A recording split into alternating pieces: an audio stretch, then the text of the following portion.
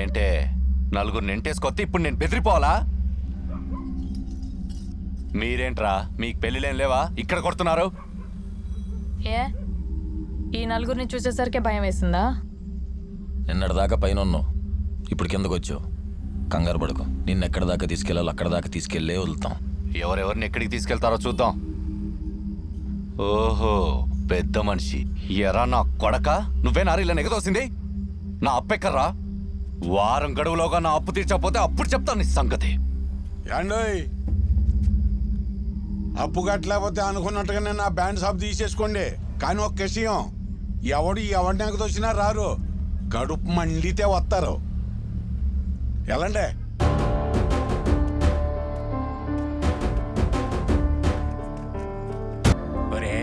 ఆ వెంకన్నగారి ఇంటి ముందు పద్మ భలే కూసుందిరా. నాకు కూసోలని అనిపించింది, కానీ కులపోడు కదా బాగోదని. అబ్బా, ఒకే కులపోడైనంత మాత్రాన మనకన్నా వడ్డీలు తక్కువకి ఇచ్చాడా అండి? లేదు కదా. మళ్ళీ లాక్కోవాలన్నప్పుడల్లా ముక్కు పిండి వసూలు చేశాడు. పెద్దానికి అక్కర్లేదు క్యాస్ట్ ఫీలింగ్లు. ఏండే నువ్వు వెళ్ళి ఆడి దగ్గర సలవకుండా పెట్టిరారే.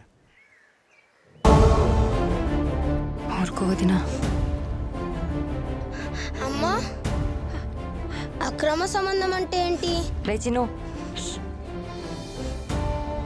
ఎవరైనా చెప్పండి. సీను, నన్ను మా ఇంట్లో దింపేసిరా. ఏంటి నాటకాలా? ఎక్కడికి వెళ్తావు? ఎక్కడికో అక్కడికి. ఈ ఇంట్లో మాత్రం ఉండను. ఊళ్ళో వాళ్ళ ఉసురు నా కొడుక్కి తగలడం నాకు అస్సలు ఇష్టం లేదు. నీ అమ్మ, అందరికీ అలసైపోయినా నేను.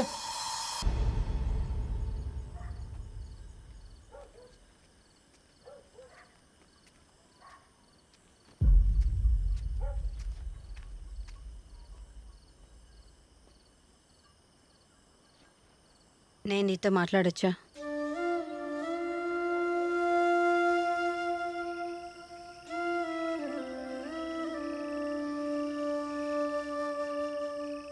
చెప్పండి.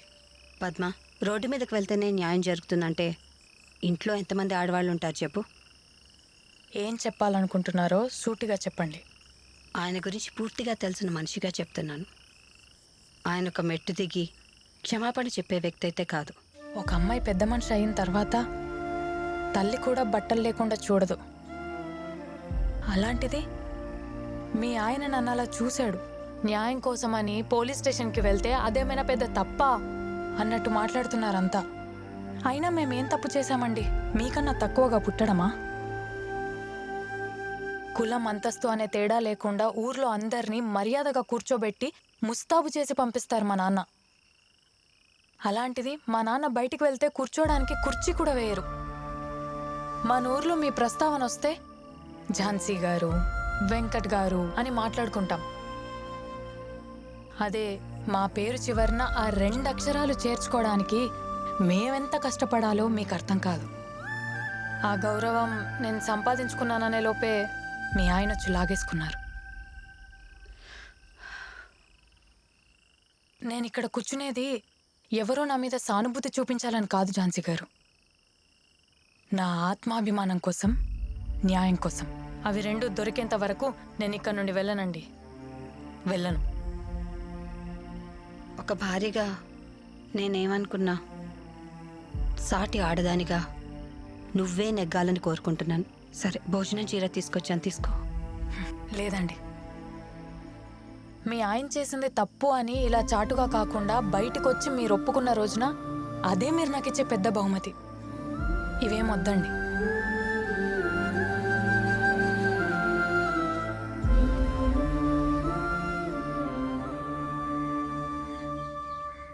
రెండు రోజులు చెల్లి పెళ్లి పెట్టుకొని ఇంటి ముందు ఇది గొడవలేంటి? పెళ్ళప్పుడు ఏమైనా ఇబ్బంది అయితే?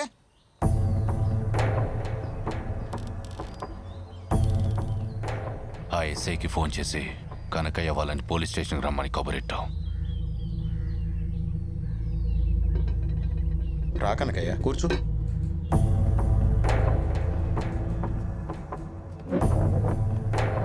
కూర్చో నాన్న, కూర్చో.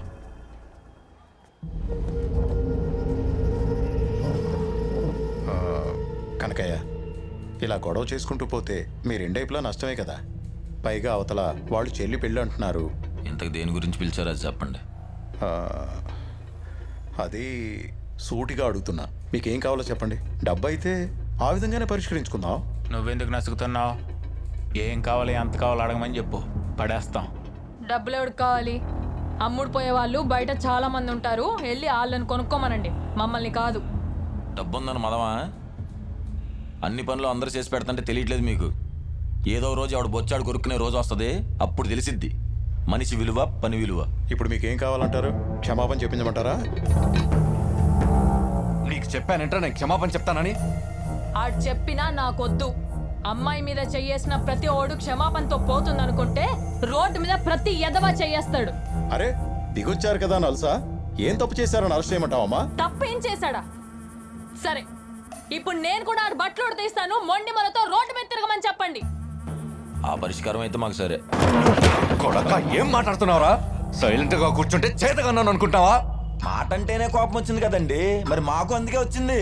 ఆ రోజు కూర్చుందంటే బలిసిందని నన్ను కొట్టారు, మరి ఇక్కడ ఈడికి బలిసినట్టుంది. ఏట్రా నూనెరా మళ్ళీ. పద, మనం వెళ్ళి మన పని మనం చేద్దాం, వీళ్ళతో మనకెందుకు. పద. రేయ్, ఆ రోజు ఫోన్లే కదా అని గుండె కొరికా, ఈసారైతే పీక మీదేస్తా. పీక మీద వేస్తావా? వేయరా, వేయ్. మా వాళ్ళకి పీకల మీద కత్తులు పెట్టడం కొత్తేం కాదు. ఆదివారాలు ఇంటికి పిలిచినప్పుడు జాగ్రత్త.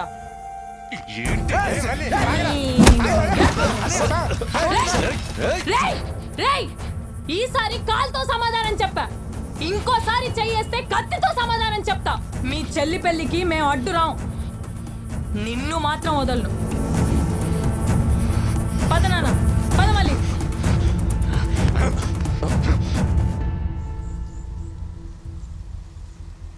ఎరా ధర్నాలో కూర్చోకుండా ఎడు కూర్చున్నావు? ఏదైనా రాజీ కుదిరిందా ఏంటి?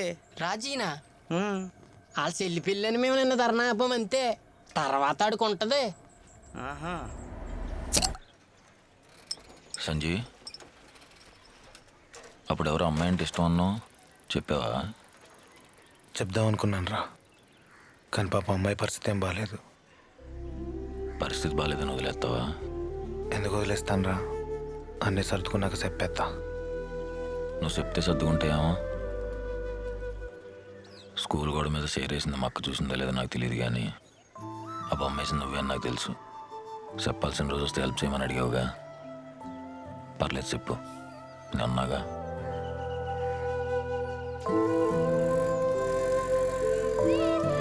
మెల్లగా మెల్లగా ఇటు వచ్చేసేయండి, ఇటు.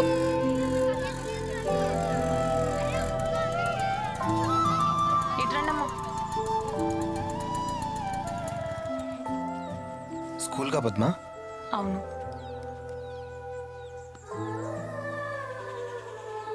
సరే అయితే నేను బయలుదేరుతాను. సంజీవి, నాకు ఆకుపచ్చ రంగు అంటే ఇష్టమని నీకు తెలుసా?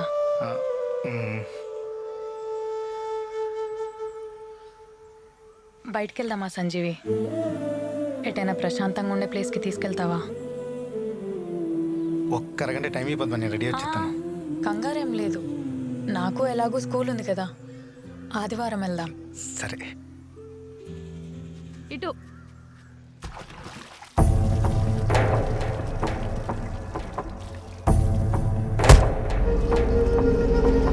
ఇంకోసారి చెయ్యేస్తే కత్తితో సమాధానం చెప్తా.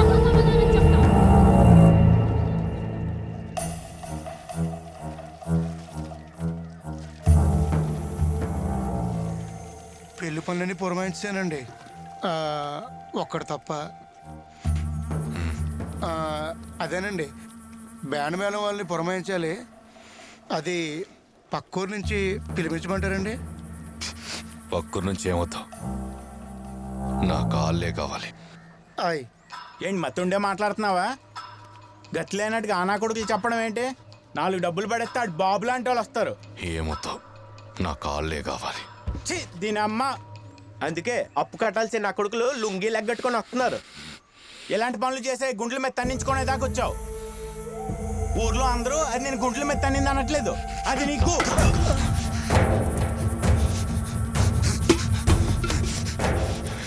ఆవేశంలో పనులు చేస్తే నీకు నాకు తేడా ఏముందిరా?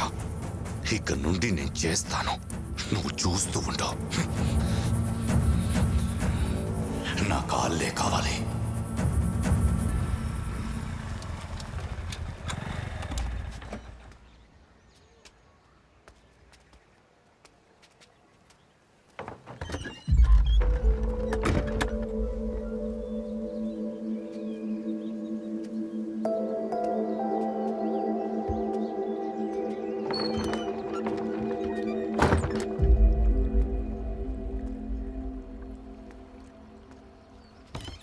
ఎల్లుండి పెళ్ళంట కదా,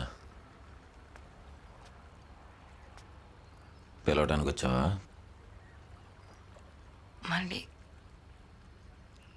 ఇది మనం కలిసే ఆఖరి సార్ అవ్వచ్చు.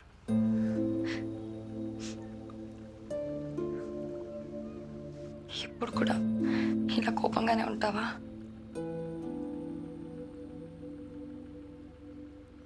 నువ్వు నాకు నీ ఇష్టాన్ని చెప్పకపోయి ఉంటే ఎన్నేళ్ళైనా నా మీద ఇష్టం అలానే ఉండేది కదా.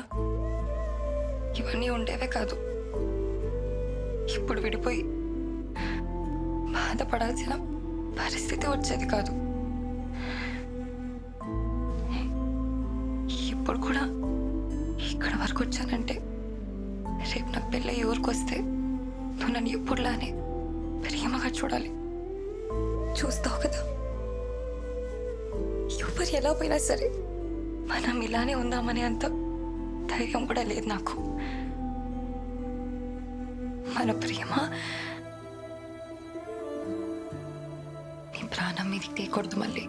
అలాంటిది ఏదైనా జరిగితే ఆ బాధని నేను జీవితాంతం మోయాలి. అది నేను తట్టుకోలేను.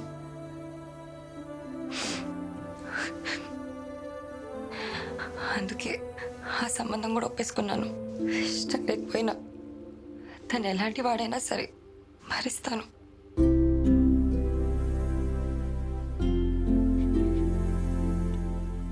నీకు సంబంధం ఖాయమైందని తెలిసి కోపంలాడు ఎవడో కనుక్కున్నా. సానా మంచోడంట, నిన్ను బాగా చూసుకుంటాడేమో. నీకంటే బాగా చూసుకుంటాడా మళ్ళీ?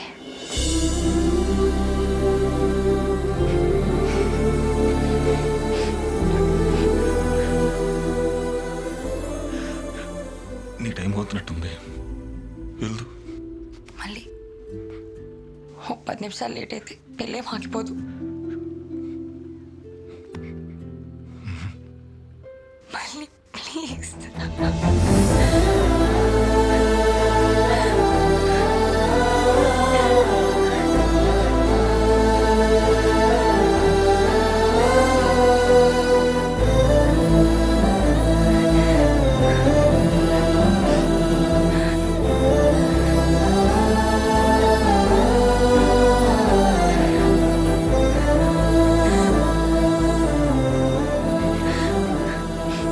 జాగ్రత్త మళ్ళీ.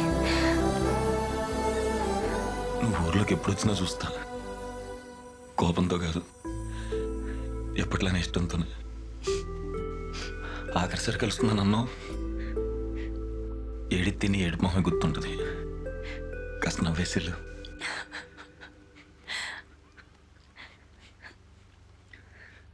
నీకు ఒకవేళ కొడుకు పుడితే నా మీద ప్రేమ తడికి మళ్ళీ అని పేరెట్టుకో. మళ్ళీ అడుగో తెలిసిన తర్వాత నన్ను తిట్టుకుంటాడు.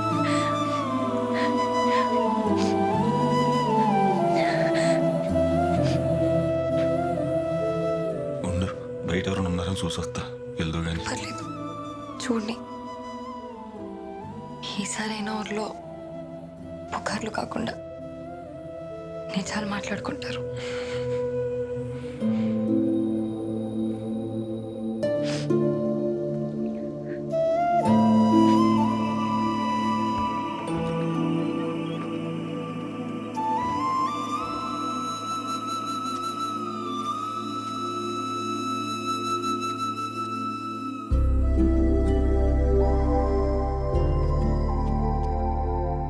మళ్ళీ I love you.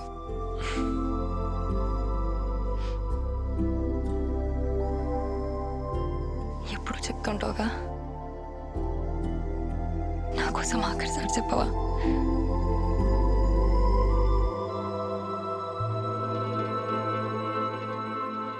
I love you. Lakshmi, రేపు ఒకవేళ నా కూతురు పడితే అది నేను తిట్టుకున్నా పర్లేదు. దాని పేరు మాత్రం లక్ష్మి. ఆ కొడుకులు లక్ష్మి పెళ్లికి కూడా బ్యాండ్ మనమే వాయించమంటున్నారా? డబ్బులు ఒప్పులు కట్ చేసుకుంటాడంట. బ్యాండ్ స్థలం కూడా పెళ్ళి అయ్యాక లాగేసుకుంటారట. లక్ష్మి పెళ్లికి నువ్వు రావద్దురా. మళ్ళీ లక్ష్మి ఊర్లోకి ఎప్పుడు వస్తుందో, అసలు వస్తుందో రాదో ఒక్కసారి మనస్ఫూర్తిగా చూసుకుంటా బాబాయ్.